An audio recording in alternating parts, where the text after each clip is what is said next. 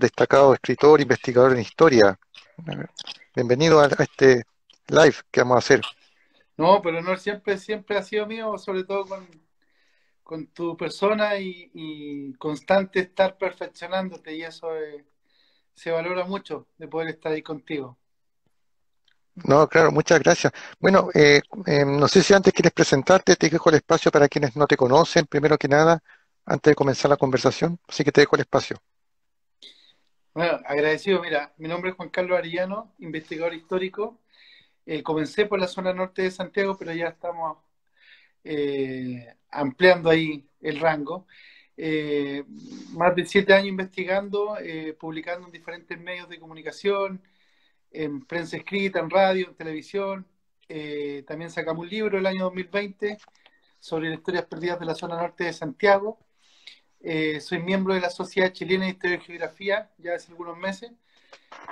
Un aviso: el 5 de diciembre voy a dar mi charla inicial en la Sociedad Chilena, así que estamos muy contentos, Ah, muy nerviosos perfecto, te también. felicito.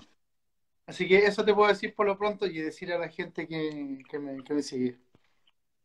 Bien, Juan Carlos, bueno, junto con saludar a nuestros amigos que se están conectando y que por supuesto pueden ser partícipes de esta conversación, ¿me escuchas bien a todo esto, o no?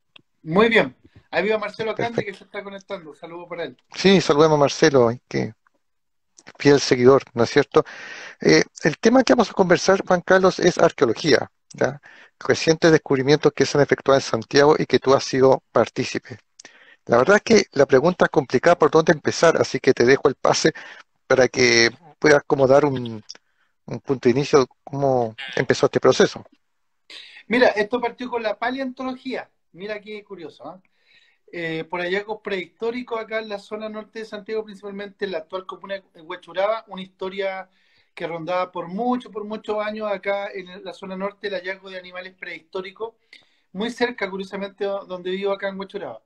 Así que era como un mito urbano y decidí profundizar, ir a buscar el documento histórico, sobre todo lo escrito, el material, pero también tuve la posibilidad de llegar a los restos fósiles propiamente tal. Entonces, esto ocurrió en un lugar muy, muy especial acá en el sector de Santiago, la zona norte, cerca de Vespucio Norte, cerca donde está el Movi Center. Ahí está el sector, el fondo del Guanaco. Pero al terminar de como deshacer un poco el conocimiento la investigación de esto, lo publiqué en redes sociales y bueno, ahí vino la prensa y como que prendió bastante. Y ahí me dio la oportunidad de hacerme la pregunta, ¿qué cosas más se podrían encontrar acá? Y ahí investigando, seguí la investigación y nos acercamos ya más al periodo precolombino y ahí vi que habían varios hallazgos importantes en la década de los 60 y los 70 y ahí me hice la pregunta, ¿podrían existir todavía hallazgos del tipo precolombino hoy por hoy? Sobre todo que en el sector donde vivo acá en Huachuraba todavía hay un desarrollo inmobiliario y queda mucho verde, mucho campo todavía por el poder trabajar. Entonces ahí se daban las condiciones de que potencialmente si habían trabajo de algún desarrollo inmobiliario, pudieran salir. Lo otro que me fijé que en los proyectos inmobiliarios que existían acá en la zona, no habían hecho las prospecciones arqueológicas, o sea, sondeo, revisión, ver, tantear con los Claro, antecedentes que existían. Estaban como un poquito no considerados porque no estaban a la palestra o alguien no había revisitado la información para ponerla en perspectiva o ponerla a disposición. Y ese trabajo, lo primero que hice, poner la información a disposición de la comunidad. Así que por ahí partió el tema de involucrarse después de la paleontología, que la amo, la quiero, también con la arqueología. perfecto. Y tú me contabas que no habían investigaciones previas en ese sector, o sea, no existía mayor conocimiento de lo que... Habían algunos ensayos, pero a ver, eso lo otro, muy buena tu pregunta, porque lo que había era más de carácter científico. O sea, el paleontólogo, el arqueólogo, dentro del informe que se requiere cuando hay este tipo de hallazgo espontáneo o programado, o sea, programado Ujú. una acción sobre un terreno, principalmente se iban a monumento nacional o quedan en informes demasiado técnicos, mnemotécnicos. Entonces, para la comunidad en general, era como si nada existiese. Lo mismo pasaba para las inmobiliarias que compraban estos terrenos, pedían información y a la vista no había. Entonces, ahí quizás esa separación entre lo muy científico y la opinión pública para poder hacer un rescate, creo que fue un vacío por, sinceramente, yo creo que unos 50 años. 50 años de esbozos, de por aquí que encontraron. Ahora, todo era en forma espontánea, o sea, haciendo una acción en una cosa no programada o acción fortuita, aparecían cosas. Pero con grandes desarrollos inmobiliarios, y qué decir de las carreteras, no había una consideración, a pesar que existe una ley, pero era por el no conocimiento. Entonces, ese vacío, el que yo vi como una oportunidad. Claro, y eso también da cuenta un poco que, que en la academia quizás tampoco se habían hecho quizás trabajos, pero no había visibilidad también, ¿o no? O sea, Exactamente. quizás habían investigadores, pero no tenían quizás la vitrina como para mostrar que habían investigaciones y que habían presunciones de que en esa zona había algo, ¿verdad? Sí, ahí también se juegan dos factores importantes, Francisco, que generalmente son personas externas, o sea, no del territorio, los que hacen la investigación, y van y Claro, iban al foco mismo, lo tomaban y se iban. Entonces, no generaba o no había una generación de pertenencia, ya sea porque era una persona externa o si hubiera sido interna, quizás le hubiera dado un dado de difusión. Entonces venían, tomaban, hacían al informe técnico, científico y se iban. Y ahí donde también encontré una oportunidad, dije, mira, ¿cómo involucrarme en estos procesos?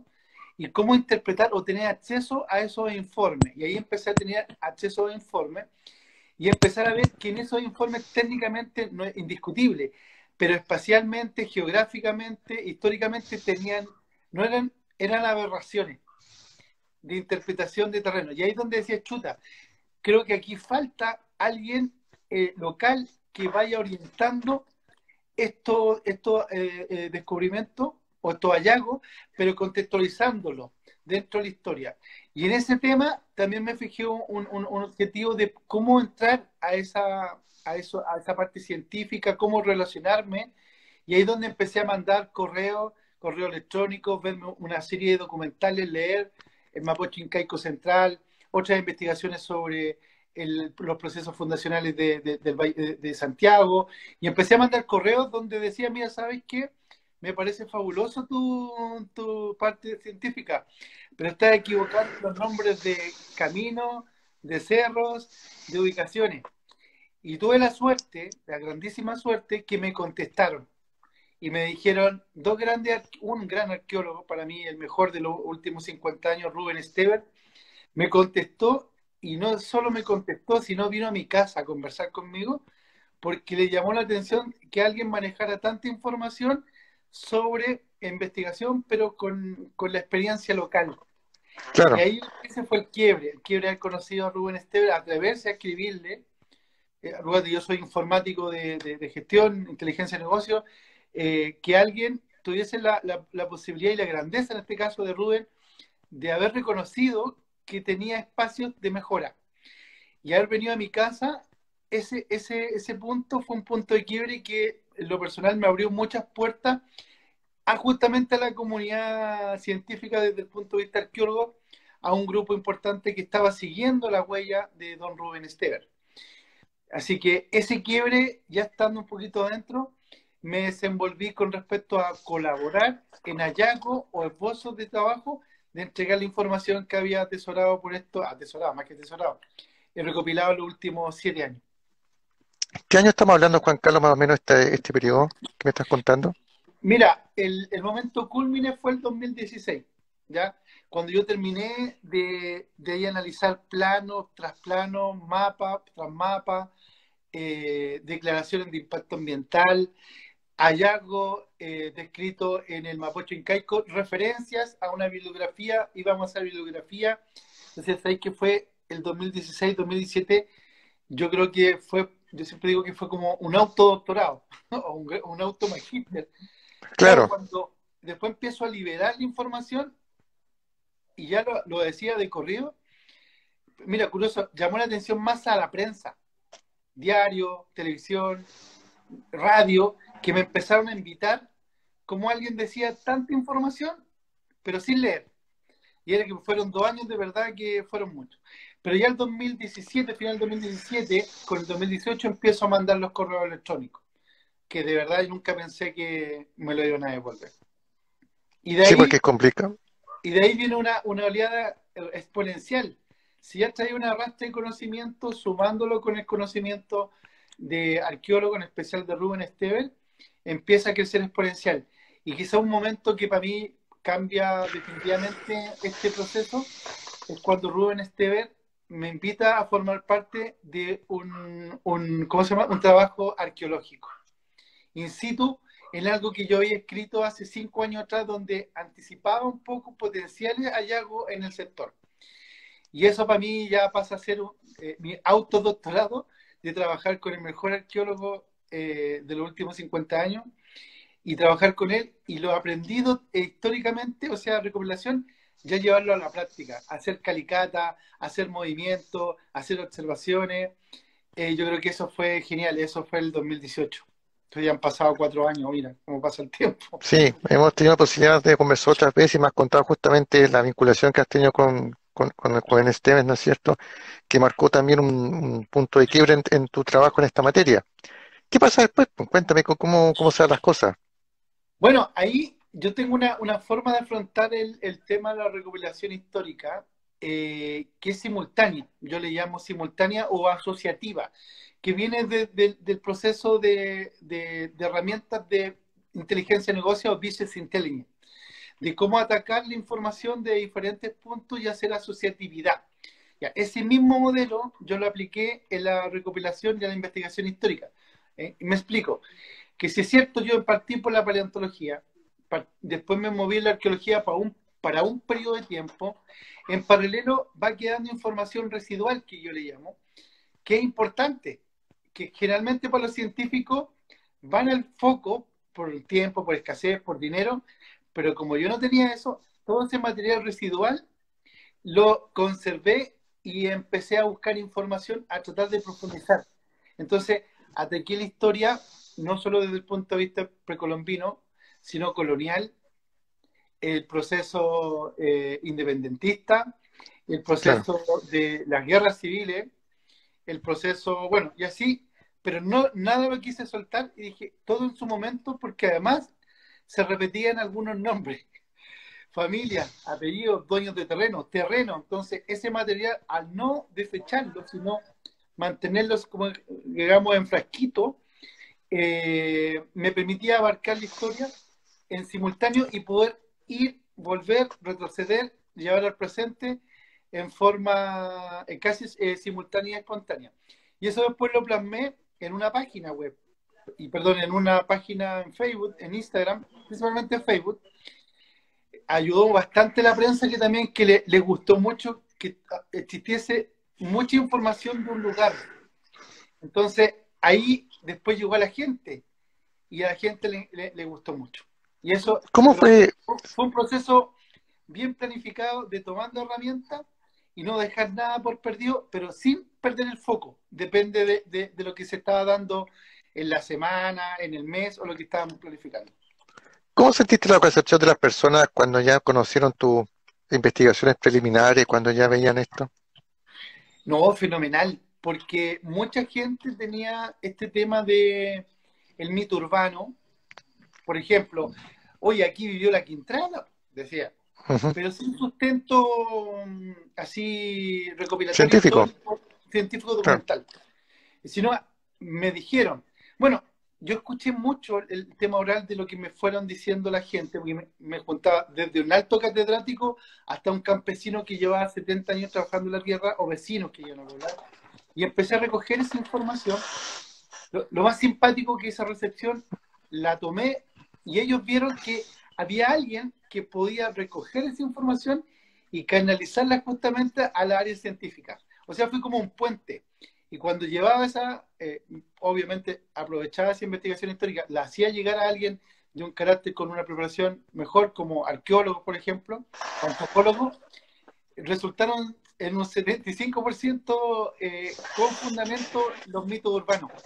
Y la gente lo sintió, lo percibió, dijo, mira, por fin algo que yo he dicho, escuché, alguien lo traduce, lo materializa lo investiga, por supuesto, lo canaliza y se hacen acciones.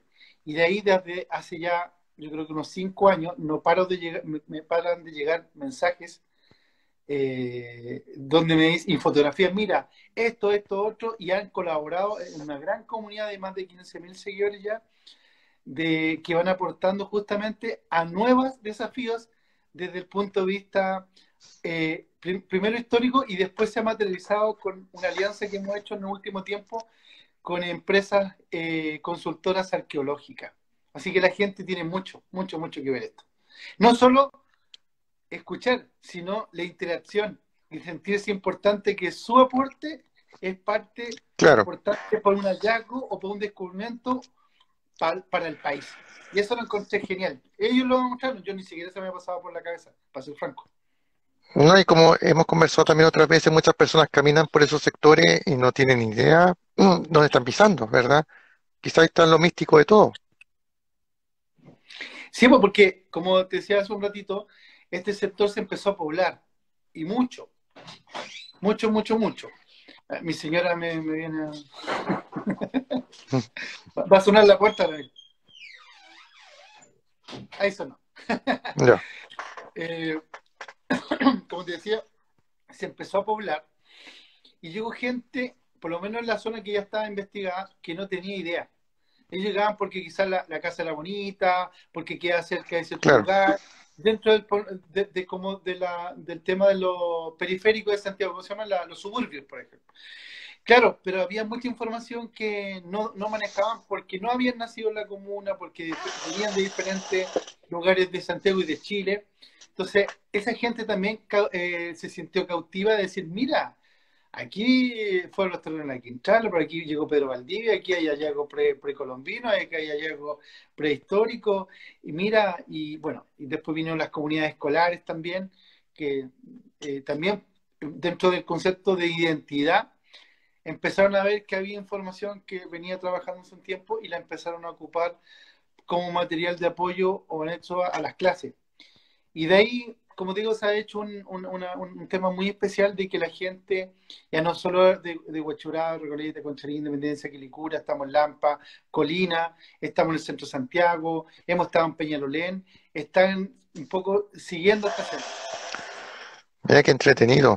Y tú tocaste las últimas comunas, especialmente Santiago, y hemos también conversado, pero siempre es bueno recordar este tema. ¿Cómo se ve el tema de arqueología en Santiago Centro? Mira, ahí hay una ventaja para una ventaja que desde mi perspectiva tiene la comuna de Santiago. Porque justamente gracias no solo a Rubén Estever y a su equipo, sino un buen grupo de arqueólogos y arqueólogas, por supuesto, eh, luego que se llega a demostrar que Santiago se fundó sobre un asentamiento incaico, y Claro, se mostró justamente con excavación en la catedral, en el Museo de Historia Natural, en la Plaza de Armas en general, se llega a demostrar ese tema.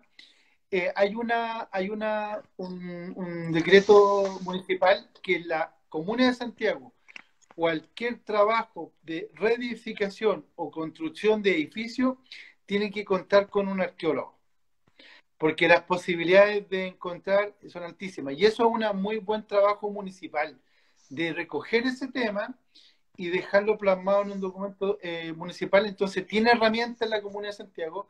Por ejemplo, yo la semana recibí un llamado ahí de Portugal, cerca de Santa Isabel. El miércoles voy a ir a visitar este lugar porque hay un hallazgo y quieren que lo demos a conocer a través del canal.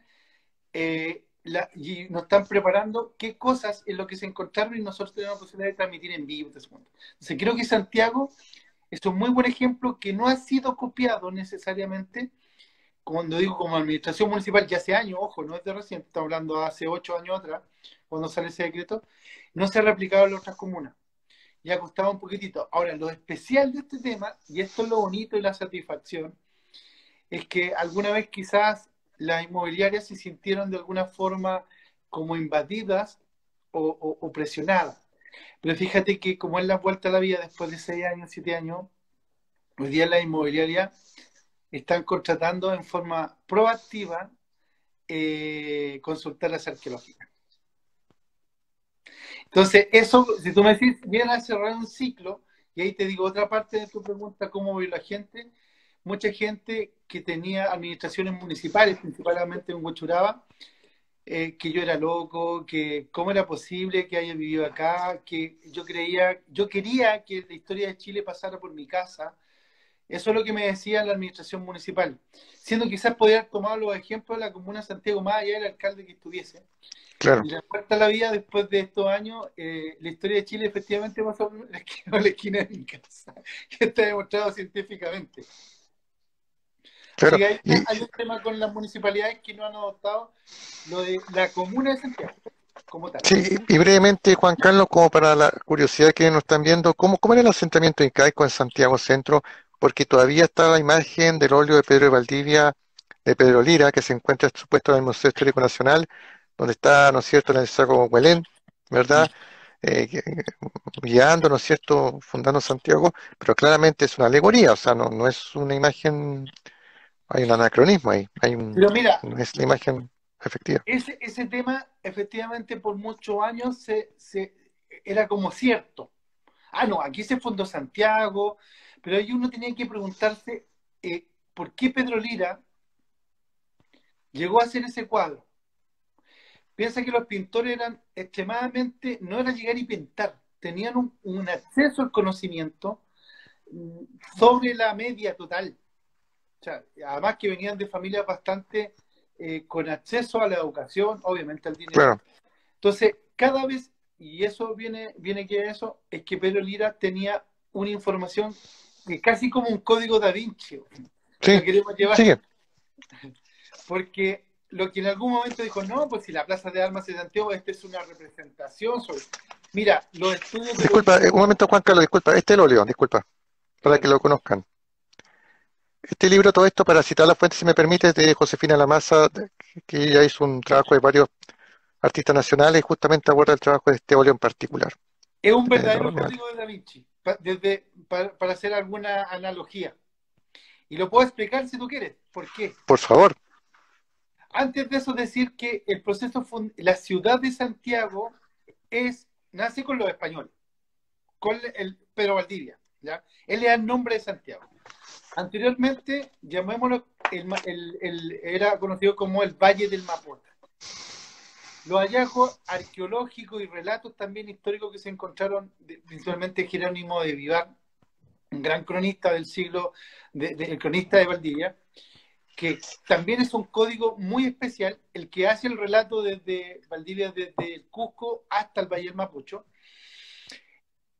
La gran población que existía acá, porque eso sí mintió, definitivamente está comprobado que Valdivia mintió, que aquí no era un peladero y que lo hizo todo.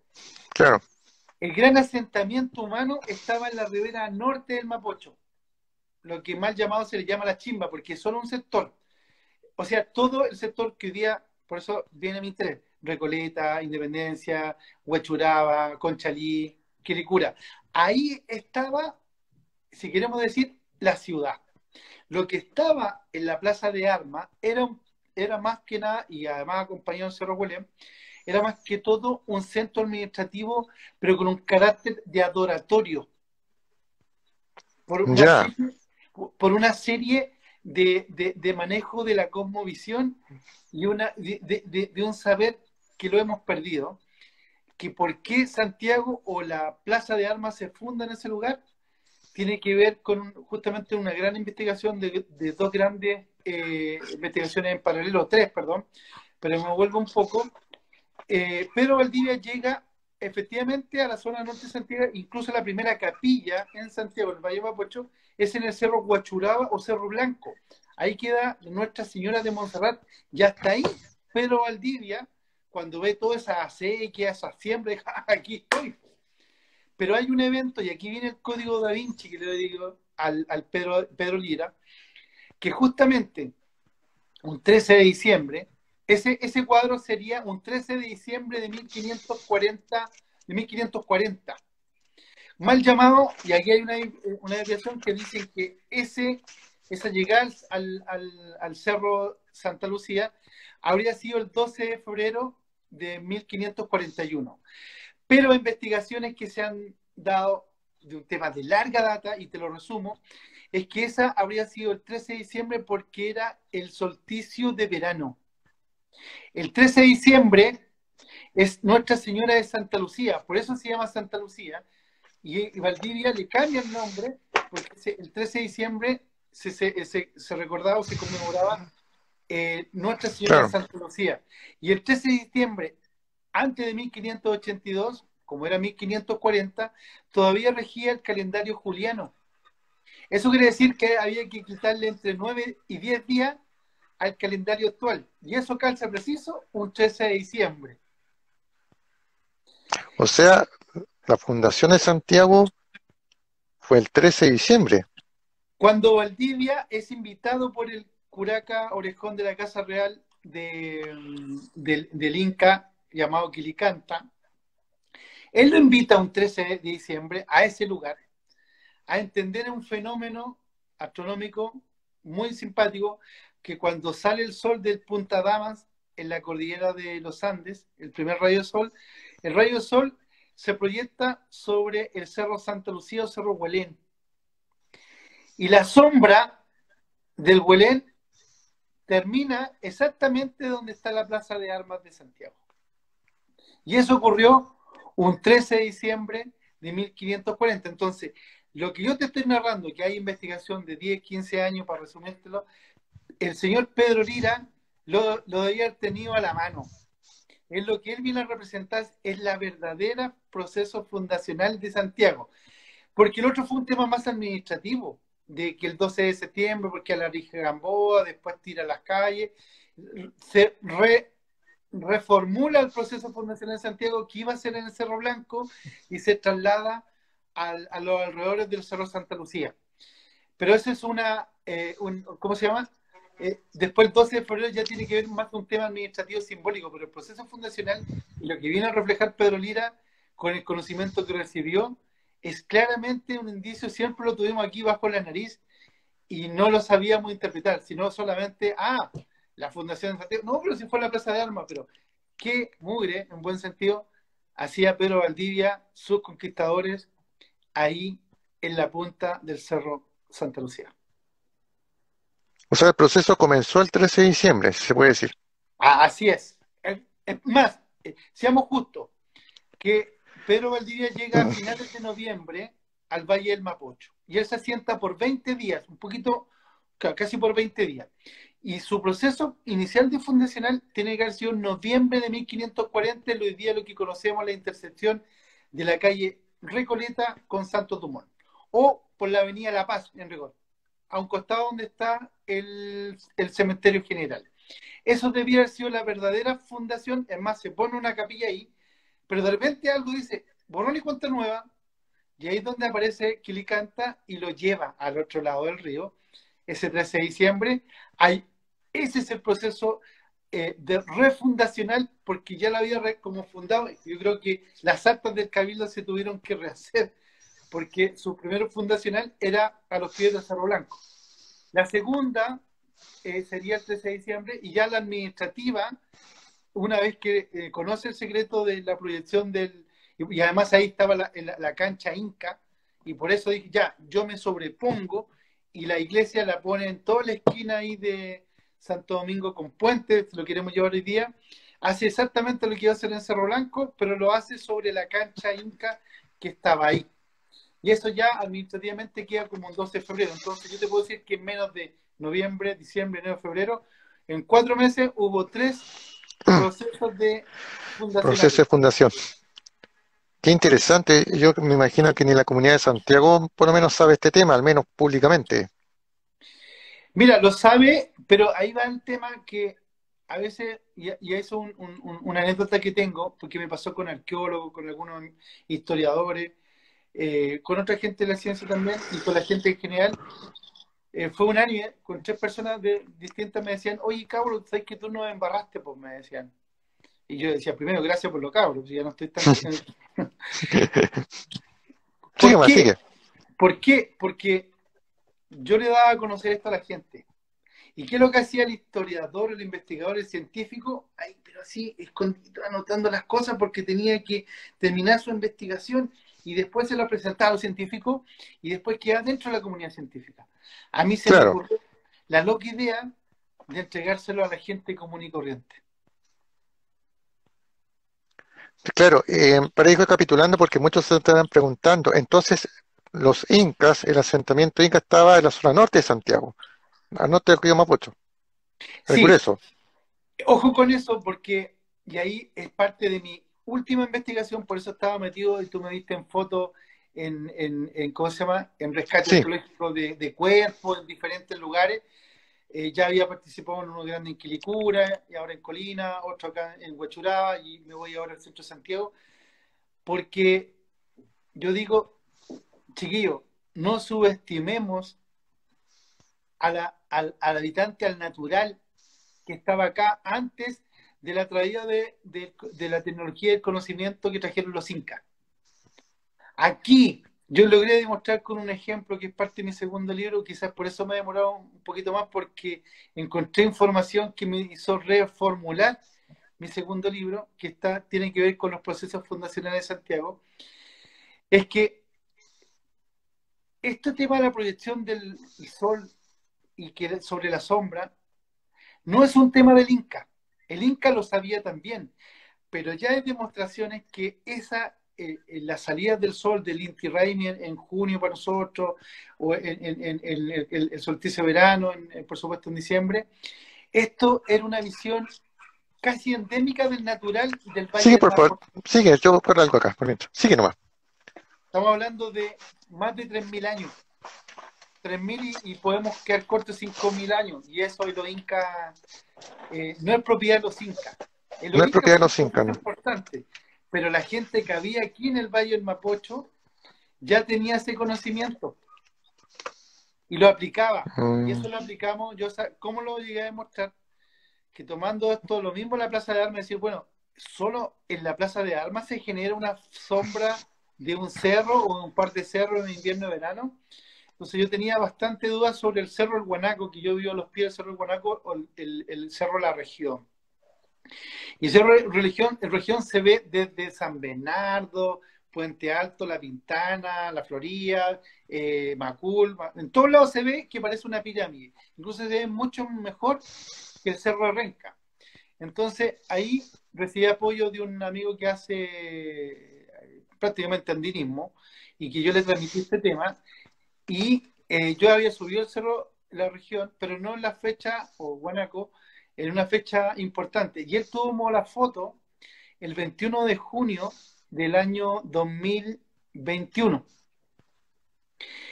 Y la sombra de la punta del Cerro del Guanaco se proyecta exactamente en la Plaza de Armas de Quilicura, donde hay alrededor de 20 hallazgos del carácter precolombinos y que no necesariamente que tuvieron influencia sobre, o sea, recibieron influencia de los incas, sino de la cultura yoyeo, de la cultura vato, o sea, estamos hablando de muchos años atrás, mucho antes de llegar a los incas, ya ese conocimiento lo leían, lo transmitían y ahí fundaban sus temas.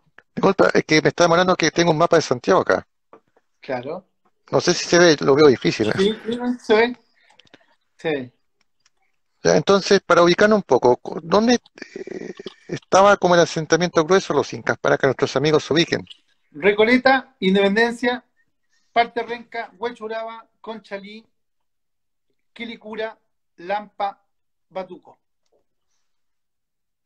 Eso es la gran poblamiento y donde curiosamente estaba el trabajo, porque ahí estaba la agricultura y donde Pedro Valdivia, al asignarse los terrenos, se asigna justamente ni más ni menos que ese sector. Como Te se muestro está. otra imagen. Sí, es que hay una imagen que quiero mostrarte. Fundación de Santiago.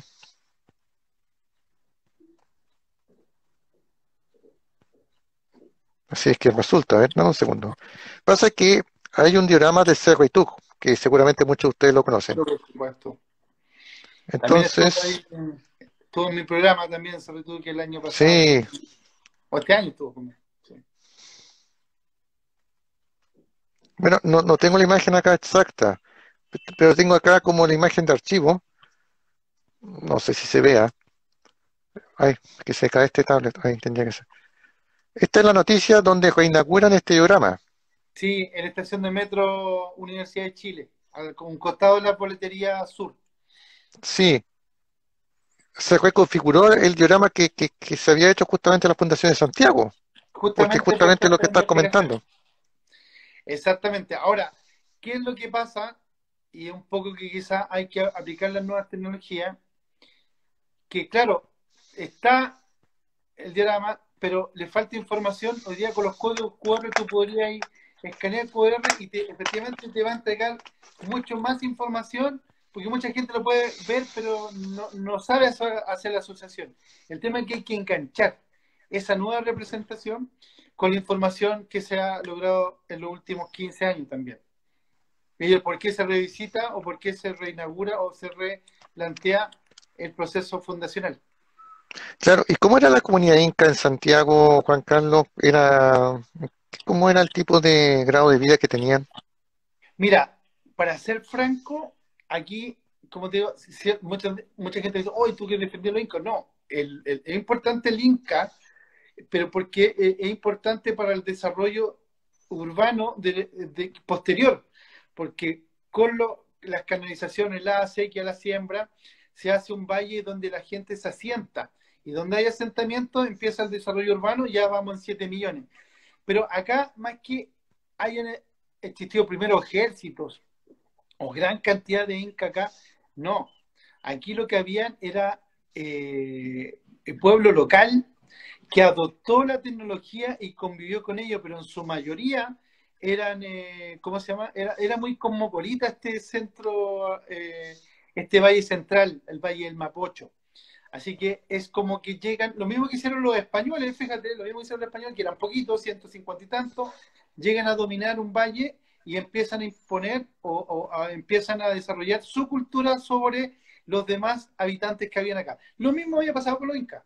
No llegaron muchos, llegaron ingenieros, hidráulicos por las tomas de agua, profesionales de su expertise de cómo manejar las aguas, pero no había como un Cusco acá con puro Inca, no, era la comunidad. Y ahí hay un hecho muy importante que tiene que ver, con el Cerro El Plomo. Ya, El Cerro El Plomo no es solo para los incas, quizás lo más representativo que tenemos es el niño del Cerro El Plomo, ese sacrificio justamente en el Cerro El Plomo. ¿Y por qué en el Cerro El Plomo? Porque ahí nace ese origen de los deshielos para que se forme en los esteros, se forme el mapocho que llega hasta acá y la que le da la fecundación a este valle. ¿Ya? Ese adoratorio inca, que lo hacían en grande altura a nivel americano, esa era una influencia simbólica sacra. Pero los que vivíamos acá es lo mismo que tú ves hoy día al Cerro San Cristóbal y tú ves la Inmaculada Concepción. Ese cerro ¿cómo se llama? Lo hicieron adoratorio los españoles. Pero eso mismo pasaba con las culturas predominantes, en este caso, de los incas. Entonces, lo que te quiero decir es que aquí había una comunidad con alta influencia en la cerámica, en su utensilio, influenciados por los incas, pero era una cultura local que ya venía desarrollando algo de ese mundo. Sí sabían hacer jarrones, sí hacían utensilios, los telares, esas cosas, pero empezaron a adoptar eh, la cultura, en este caso, inca. Así que eran principalmente mucho más locales. de todas formas. Vamos a Huechuraba. ¿Te parece? Cuéntanos un poco cómo está la situación en Huechuraba en términos de la arqueología. Ya algo comentaste, pero ¿cómo está la situación ahora?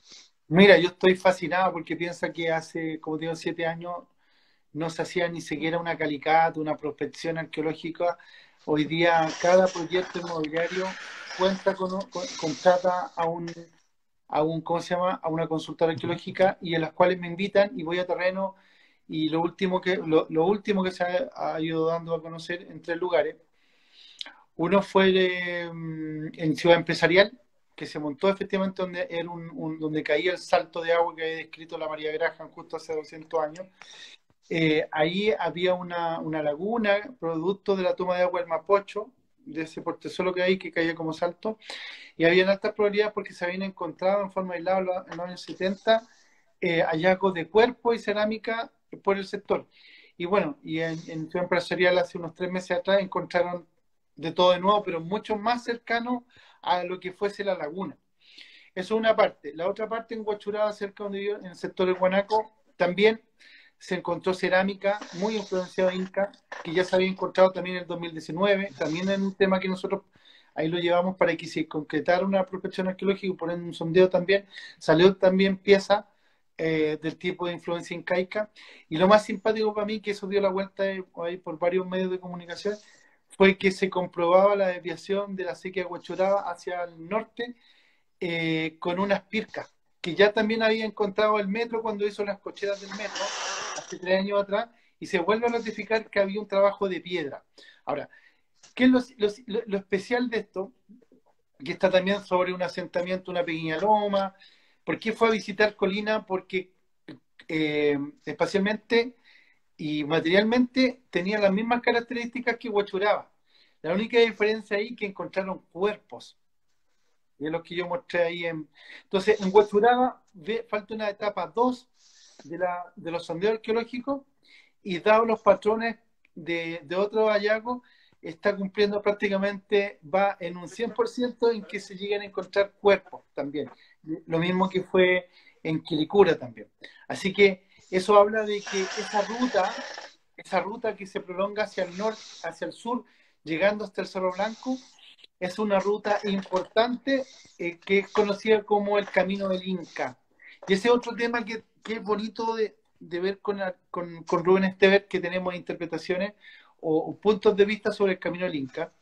Yo, con toda esta información que recordé, es que estratégicamente y militarmente Pedro Valdivia no llegó por lo que nosotros conocemos Independencia, Carretera San Martín, hacia los Andes, porque esos eran grandes humedales y además es un cajón que militarmente, imagínate, más de 3.500 kilómetros Valdivia no se iba a pegar para quedar encajonado en un pantano y en un cajón.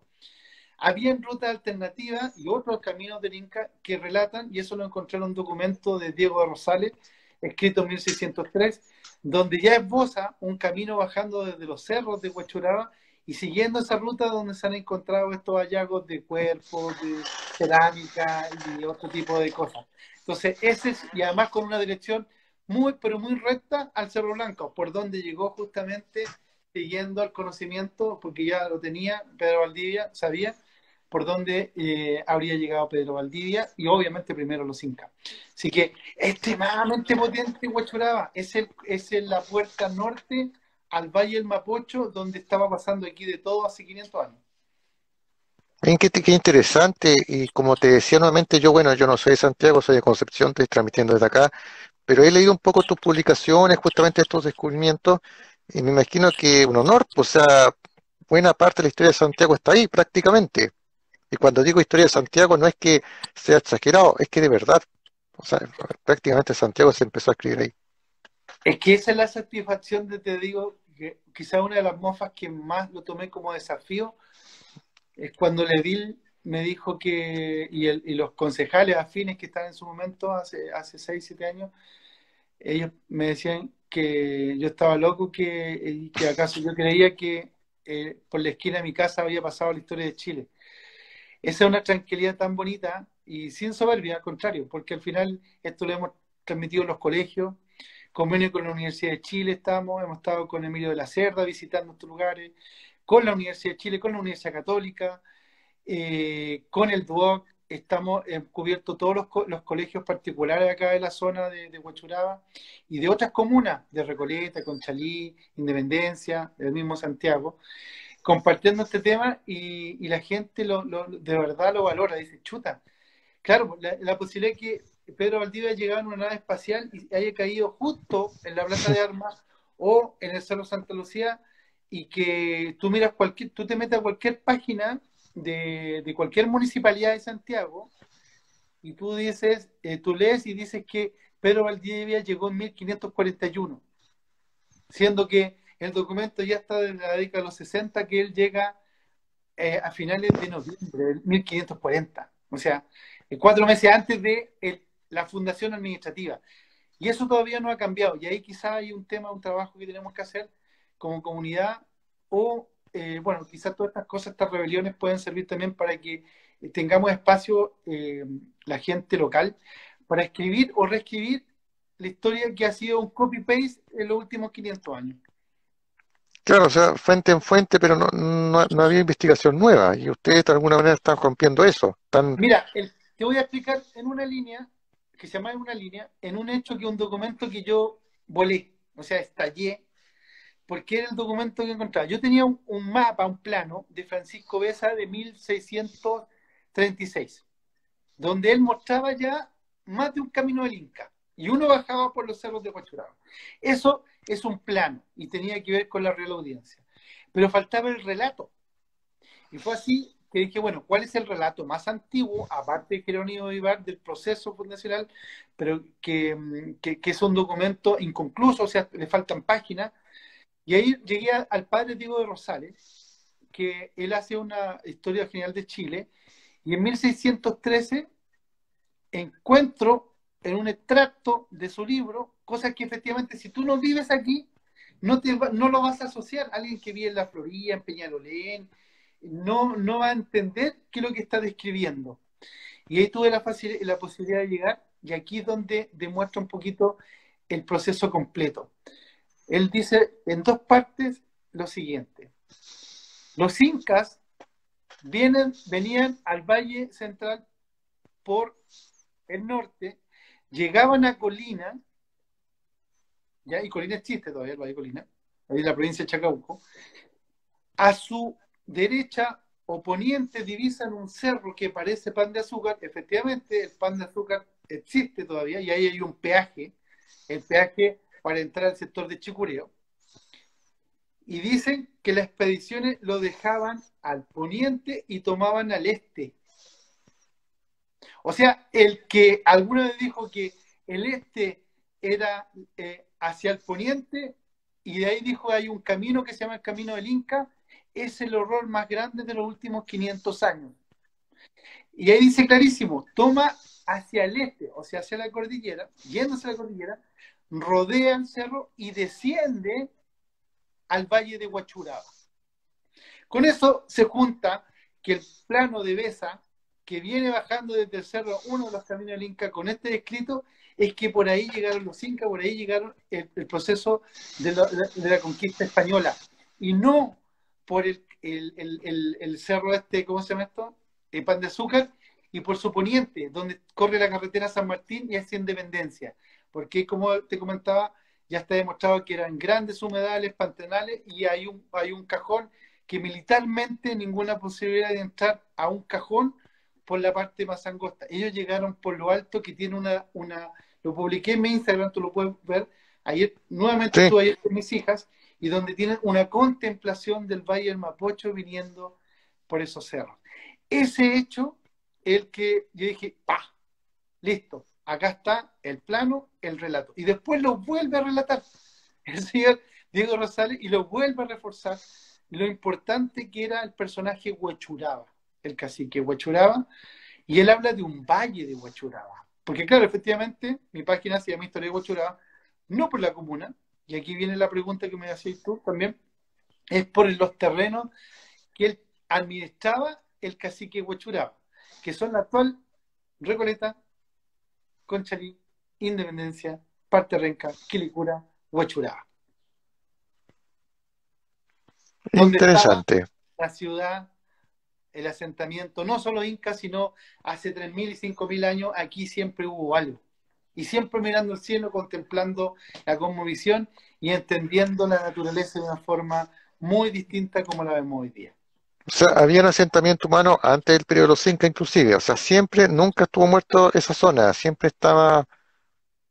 Mira, hice un reportaje la semana pasada con las piedras tacitas, justamente este cordón de cerro, que es casi un tema ceremonial porque están las piedras tacitas contemplando el poniente hacia Quilicura, Lampa, ¿ya? Y ahí están las piedras tacitas y ahí hay un precipicio. Es como un adoratorio. Entonces estamos hablando de hace 2000 años esas piedras, y los incas llegaron hace 500, un poquito más, 600. Estamos hablando de 2000 años, y las piedras tacitas no eran para moler así la semilla solamente, sino eran lugares sacros importantes, y que además si tú, porque en piedra le echas agüita a las piedras tacitas, y se ve un reflejo, se ve un espejo. ¿Y qué es lo que reflejan? Imagínate en la noche estrellada. No, mira, el día mi señora me decía, quizá hemos evolucionado. Hace 2000, 3000 años, la gente que vive acá tenía un cerebro tremendo. Y quizá todos estos asentamientos o asentamientos han querido pensar que la gente que vivía en este valle y en Chile en general éramos básicos. Hoy uno me dijo una vez, un extranjero, oye, pero ustedes no tienen pirámides. Compadre, ¿cuánta gente murió para las pirámides de Egipto? Sí, Las mayas, las aztecas, en parte en Perú. Si tú me preguntas aquí, nosotros éramos un poquito más inteligentes. Había que sembrar la tierra y había que cosecharla. ¿Para qué matar 5.000 o 6.000 personas por tantos años construir pirámides? Si tú esa cosa es de loco. Para mí, el Valle del Mapocho, tan como está con estos adoratorios, con estos temas, ¿cómo se llama esto?, de siembra, de canales de acequia, ese es el tesoro. Me dicen, oye, pero en Inca sí, pero claro, el Cusco está a la altura, está lleno de piedra, inhóspito, por supuesto que ellos tenían todo el tiempo para poder hacerlo acá, pero aquí es una planicie cultivable, sin necesariamente complicado como era en el Perú, cultivable. Sí, creo, insisto, nuestra cultura, nuestro antepasado, lo hemos subestimado a un mundo, a una cosa terrible. Tenemos que reivindicar esta visión de la vida de nuestros antepasados, no solo acá en Valle. de todas formas, Juan Carlos, Todo y se Chile. agradece toda la iniciativa que ha hecho, que ha estado una dura lucha justamente de este tema. Como para ir sacando ya, oye, ha pasado la hora, ha pasado la hora y agradecer a nuestros amigos que se han conectado. Cuéntame, ¿qué vas a hacer esta semana? Algo me adelantaste en la materia. Sí, pues mira, esta semana que viene voy a allá con el Centro Santiago, ¿ya?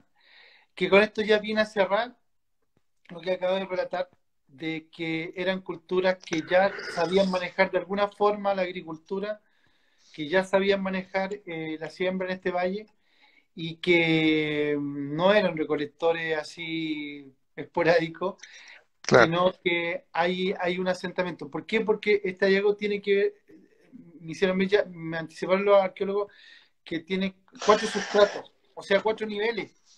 O sea, y ahí tiene que ver un poco con lo que va a ser mi exposición para la Sociedad Chilena de Historiografía y obviamente mi próximo libro, que es una sobreposición, sobreposición, sobreposición de culturas de lo más reciente a culturas anteriores.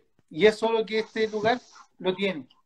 Y hay otro más acá en Recoleta, pero estamos a la espera de unos resultados también de carbono 14 y en la Universidad de Oxford, a través de Estados Unidos, de ¿cómo se llama? Consultora, estamos esperando algunos temas porque también podría dar incluso una visión más amplia. Así que eso te puedo comentar lo que estoy viendo por estos días. no, te felicito, Juan Carlos, por todo lo que has desarrollado y vamos a estar atentos a las publicaciones que hagas, a estos nuevos descubrimientos en el sentido de que la gente va conociendo justamente gracias a esto buena parte de su pasado y has podido acercar también la academia con la sociedad civil, algo que es complicado, muy complicado poder acercar ambos polos, pero lo has conseguido. Así es, con harto insistencia, insistencia, insistencia. Equivocarme, por supuesto, también uno se ha equivocado, pero la comunidad científica también me ha ayudado a administrar ese tema. Y eso es bueno, porque no solo son éxitos, también son fracasos, son, pucha, hay que seguir adelante, pero en la radio para la suma, el conquistar o tener la posibilidad de interactuar con un grupo bastante hermético que son la comunidad científica, pero lo más importante, con la gente, estamos por pagados, estamos pagados. De todas formas, Juan Carlos, por eso te felicito y bueno, espero vernos cuando estemos en Santiago ahí, estamos está pendiente de la Junta y para ir sacando ya, cuéntanos nuevamente de tu libro, cómo escribir tu libro, historia, ¿no es cierto?, de Huechuraba Historias y perdidas de la zona, historias sí, perdidas de la zona norte de Santiago. está ya quedando poquitos ejemplares de la segunda edición, o sea, llegamos a 1000, eso es lo bonito.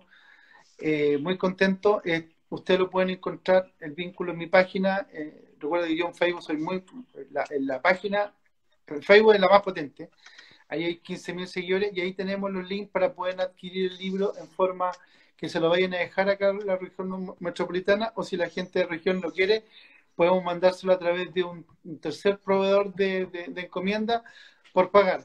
Y además presencialmente me puede mensaje texto, mensaje por acá, si vi alrededor, yo mismo incluso lo voy a dejar. Así que me quedan los últimos ejemplares que además ahí se lo dedicamos, porque también mucho la gente lo compra para regalar. Así que Historias Perdidas de la Zona Norte de Santiago.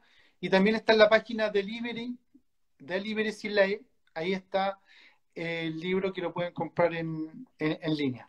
Además está en la tienda nacional, está en metales pesados, está la cafibrería, está en el que leo Algarrobo, también está ahí, que también se vende bastante porque los lectores de verano y de invierno se van para allá y lo compran y le ha ido bastante bien también. Y me contaste así como secreto, entre comillas, que estás ya en tu nuevo libro. Algo comentaste. Les conté casi todo mi libro en esta charla. No, pero por ahí va, porque va acompañado de fotografía, plano y demostración empírica y científica de lo que estaba hablando como loro este ratito. Vamos a estar atentos entonces. ¿Ah? Ahí nos tienes que informar cuándo va a ser el estreno. Ya, estimado Juan Carlos, te dejo. Muchas gracias por tu tiempo para compartir con nosotros sobre esta materia. Agradecer también a quienes se conectaron. Y bueno, te dejo el último minuto para que expreses lo que estimes antes de sacar la transmisión. Primero que todo a ti, pues darte las gracias una vez más por siempre estar pendiente y el recíproco que siempre leo también lo tuyo, lo encuentro fantástico, genial. Y hay varias cosas que coincidimos y eso es muy bonito, de que estamos en dos lugares muy distantes, más de 500, ¿cuántos? 500 kilómetros, un poquito más, y sin Sí, estar, por ahí. estamos en conocimiento, a veces en simultáneo tú estás publicando algo porque ya entraste al ruedo clarísimo de por dónde hay que ir, y eso a mí me satisface porque digo, ya otra persona además lo está haciendo y lo está haciendo mejor. Así que, por supuesto, darte No, las por gracias a favor. ti, Y darte las aparte que gracias a ti, ambos somos cualquier cosa. cajarinos, ambos somos cajarinos. Por supuesto, por supuesto. Oye, pero no, darte las gracias a ti nuevamente. Sé que te estás perfeccionando, me encanta leerte cuando te estás perfeccionando, perfeccionando. Me encanta eso, que, pucha, un hombre erudito y que siga y con esta humildad además de invitar a otra persona, a otras personas, para no solo autoabastecerse, sino también ser colaborativo con los demás. Así que no, yo soy el agradecido tuyo y un gran admirador tuyo también de tu trabajo. No, por favor, al contrario, yo soy admirador de tu trabajo, el tiempo que dedicas para efectuar todo lo que estás desarrollando. Repite el sitio, por favor, en Facebook para quienes quieran, Historias de Huechuraba eh, o si lo puede escribir, y de Chile. Ya, pues lo pongo bien. Chuta. Estoy aquí en mis historias. quizás, para quienes quieran sumarse. Recuerden que Historia de Huechuraba es por el cacique, no es por la comuna.